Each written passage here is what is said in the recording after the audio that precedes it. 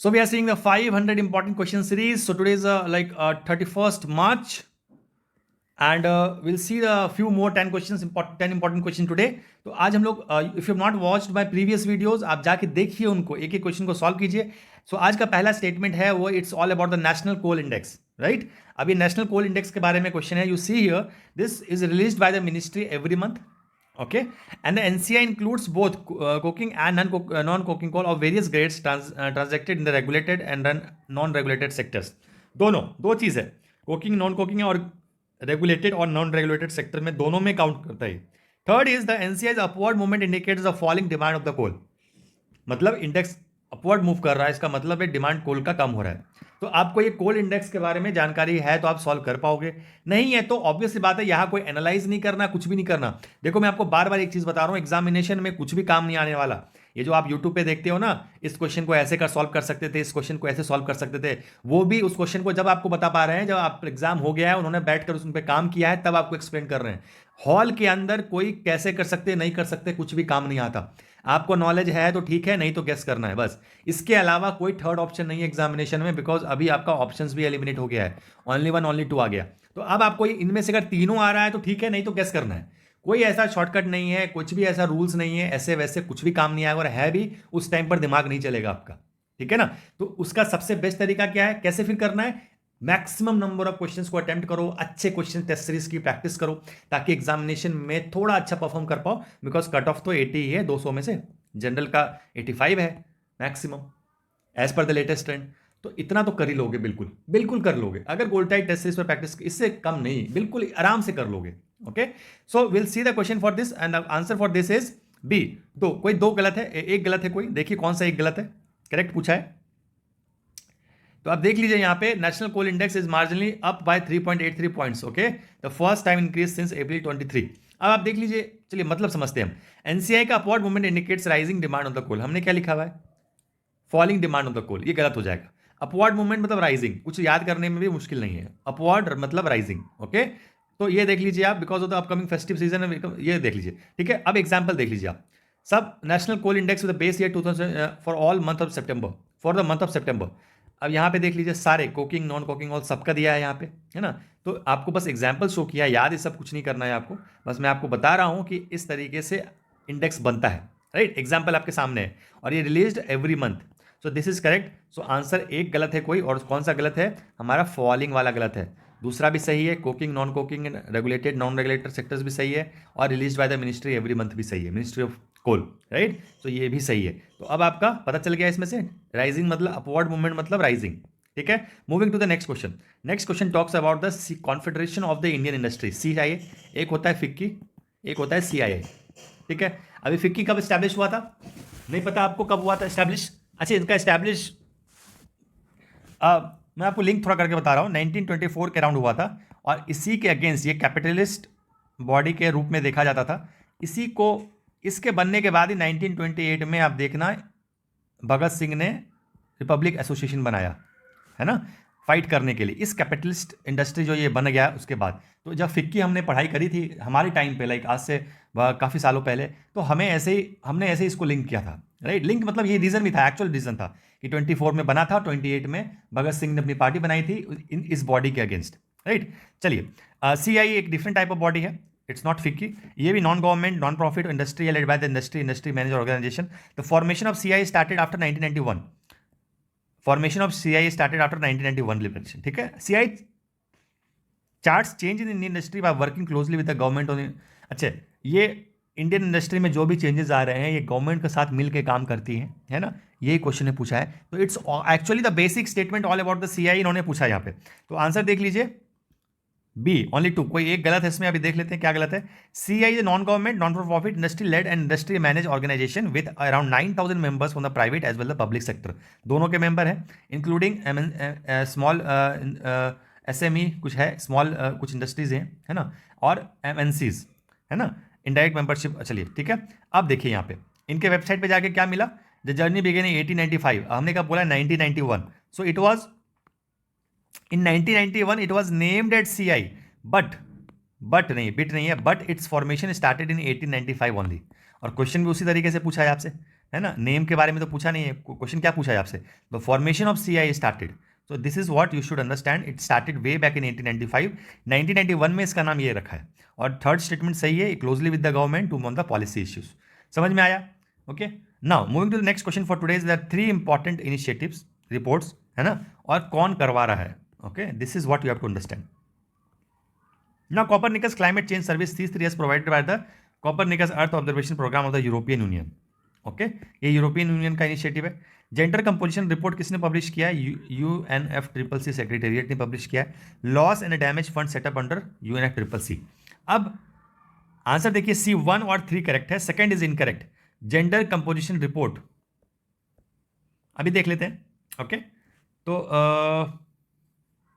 Okay, gender composition report release by UNFCCC, United climate change, सही तो है ये, है ना, सही है ये, इसमें गलत क्या है? C1 एंड 3 यूनिसेफ दिया। Okay sorry, I thought it UNFCCC, ये यूनिसेफ है, it is wrong.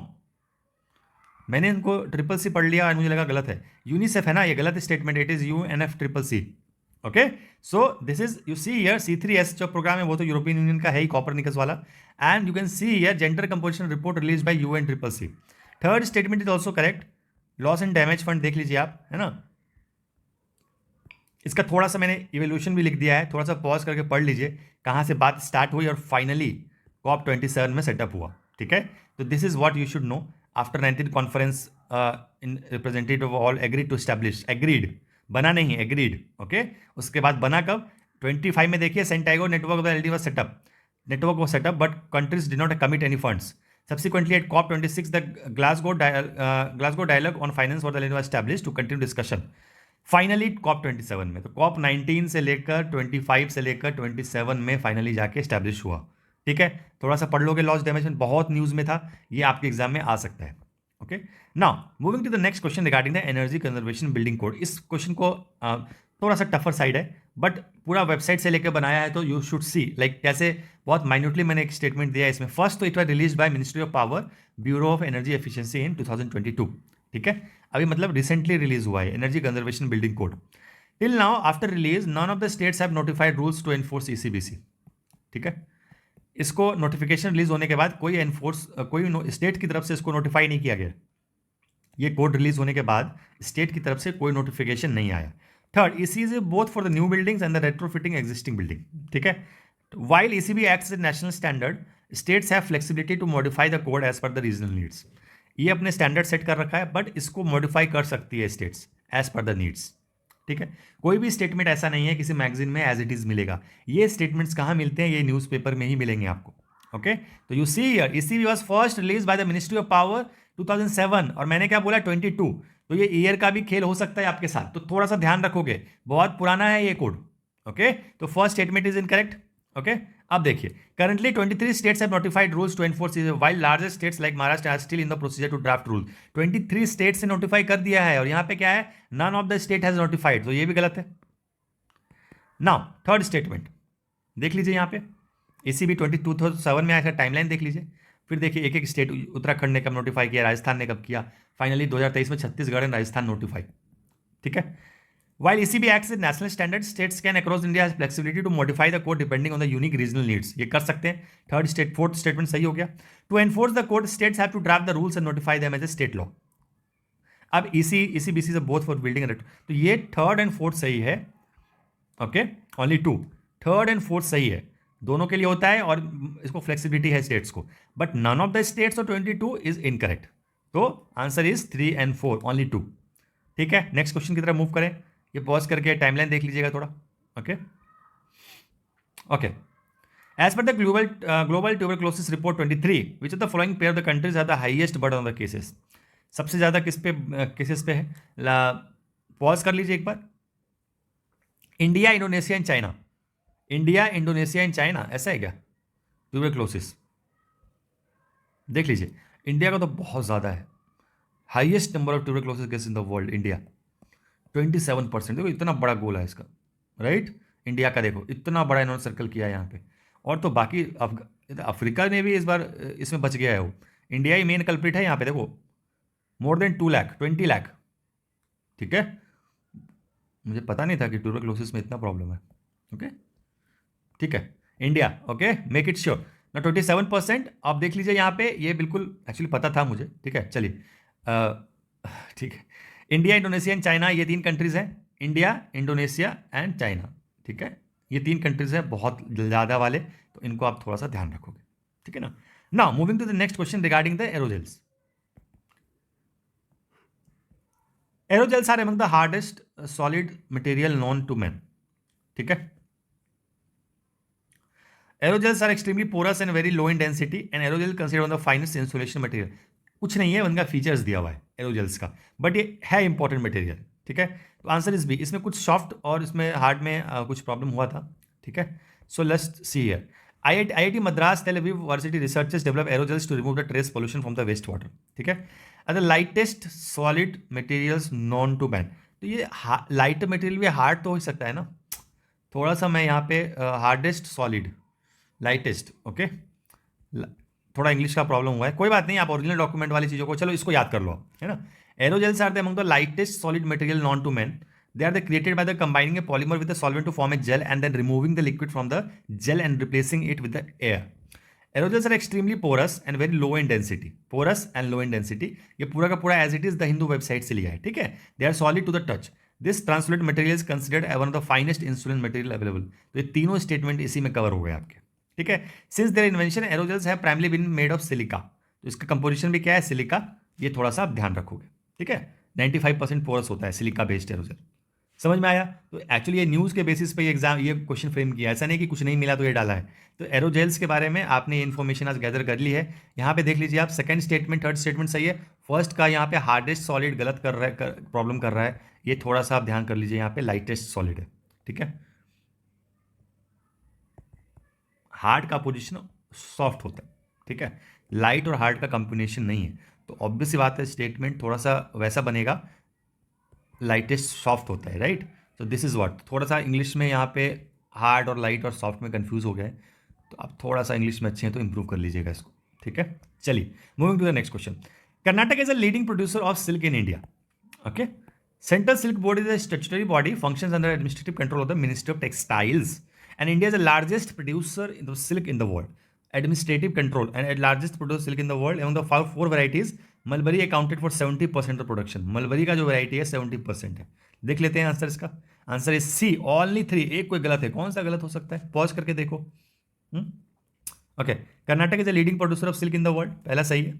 Okay, now आप देखिए, सबसे ज़्यादा कर्नाटक का, रिपोर्ट भी मैंने निकाल ली है इसकी, लेटेस्ट रिपोर्ट जो है इसकी, कर्नाटक को देख लीजिए 6 डिजिट में है, और सॉरी यहाँ पे भी देख लीजिए आप 6 डिजिट में है, और 6 डिजिट में देख लीजिए कोई भी नहीं है, कर्नाटक को जाएगा. Okay, now silk board is a statutory body established under 1948, ठीक है, by the act of parliament. समझ में आया. सो ये थोड़ा सा आप याद रखिएगा, सेकंड स्टेटमेंट इज करेक्ट, ठीक है. मिनिस्ट्री ऑफ टेक्सटाइल के अंदर, कॉमर्स के अंदर या ऐसे मिनिस्ट्री ऑफ फाइनेंस के अंदर नहीं है, मिनिस्ट्री ऑफ टेक्सटाइल. अब third statement is incorrect and fourth is correct. Third, China is the largest producer, India is the second largest producer है, ठीक है. तो ये करना है याद आपको बिल्कुल, लेटेस्ट रिपोर्ट में ये मेंशन्ड है, it is second largest producer. और mulberry accounted for more than 70%. देख लीजिए आप, और भी वेराइटीज़ हैं बट बहुत कम है इनका. मलबरी का 74% है, तो मलबरी वैरायटी जो है सबसे ज़्यादा है इंडिया में. सिल्क बोर्ड के बारे में पढ़ लिया आपने, और हाईएस्ट नंबर क्या है, कर्नाटक का है सिल्क प्रोडक्शन. तो इनका होने के बाद will move to the next question. Regions in news, टोरस स्टेट और बकमुत. बकमुत देख लीजिए कहाँ पर है, टोरस स्टेट कहाँ पर है, पॉज करके देख लीजिए आपको दोनों पता है कि नहीं. और आंसर का देखिएगा तो आंसर बी है, 2 ओनली. टोरस स्टेट यहाँ पे क्या दे रखा है, अटलांटिक ओशन. नहीं नहीं नहीं, अटलांटिक में नहीं है. कहाँ है, ऑस्ट्रेलिया के ऊपर कौन सा अटलांटिक है, क्या है, पता होना चाहिए ना. बहुत मुश्किल सवाल है ये. टोरस स्टेट, ओके, तो ये अटलांटिक में नहीं है. उसके बाद नेक्स्ट क्वेश्चन इज बकमुत. बकमुत कहाँ पर, यूक्रेन. देखिए, है ना. तो बकमुत ये आया था लास्ट ईयर एग्जामिनेशन में, इसलिए मैं कहता हूँ मैप जो लास्ट ईयर एग्जाम में यही आया था. ओके, ये प्लेस आया था, आपको पूछा था. तो इस चीज़ का ध्यान रखिए, जो ये मैप होता है थोड़ा सा घूम के देख लीजिएगा और कौन कौन सी जगह है यहाँ पे, ठीक है ना. So Asia Pacific tele community का देख लीजिए, is a initiative of the ASEAN group. Okay, objective क्या है इसका देख लीजिए, to promote the expansion of telecommunication. बिल्कुल सही होना चाहिए इसका. India is a member of APT है कि नहीं? तो answer is B, 2 and 3, 1 is incorrect. ASEAN का नहीं है क्या? It's a joint initiative of the UNESCAP, ये बॉडी का initiative, and international telecommunication union. ASEAN कहाँ से आ गया? आसियान गलत है, पहला गलत है। ओके, सेकंड स्टेटमेंट का कोई इशू नहीं है। 17 promoting the IC development in Asia Pacific region, inter governmental organization है, 38 मेंबर्स हैं इसके, India is one of them. Okay, तो India is one of them. ठीक है, ज्वाइनिंग डेट देखिए कब है इसकी। As the only inter government organization focusing on ICT field in Asia Pacific region. Okay, so ये एग्जांपल आपने यहाँ पे देख लीजिए, इंडिया मेंबर है, ऑब्जेक्टिव ये है, बट ये इनिशिएटिव आसियान का नहीं है। So 2 and 3 are correct, 1 is incorrect, only 2 and 3। Moving for the last question for today is the resource efficiency and circular RESIC was established under G20। Okay, ये देख के तो पता नहीं चल रहा कौन कर सकता है इसमें से, तो आपको याद ही करना पड़ेगा। तो आप देख लीजिए, इनका फोकस ये एरियाज है ना, और ये G20 में प्रेसिडेंसी में ये डॉक्यूमेंट स्टैब्लिश हुआ था। तो इसका थोड़ा सा ध्यान रखिएगा रेसिक का। और क्वेश्चंस हो गए हैं सारे आज के, तो इनमें से जो भी क्वेश्चंस आपको नहीं आए हैं थोड़ा लर्न कर लीजिए। काफ़ी क्वेश्चंस स्टेटमेंट्स नए आपको मिले होंगे, उसको लर्न कर लीजिए और आगे बढ़ते रहिए। थकिए मत, कभी मत सोचिए कि स्कोर कम आ रहा है, कुछ नहीं आ रहा। लर्न करके आगे बढ़ते रहिए, this is a way. Starting अच्छा करोगे ना, that's why I said starting से फॉलो करो। आपको मैं जो कहता हूँ करो। जून से अगर आपने फॉलो कर लिया जो मैं कह रहा हूँ, एंड में आपको ये सारे क्वेश्चंस ना बच्चों की तरह लगेंगे। ठीक है, तो follow everything from the June. अभी 1 जून को 2025 का रिलीज हो जाएगा टेस्ट सीरीज। ठीक है, बिगिनिंग से ज्वाइन करने की कोशिश करना अगर आपकी मर्जी हो तो, और आप कुछ अच्छा चाहते हो तो, नहीं तो फिर आपकी मर्जी है। चलिए, thank you so much, will see tomorrow.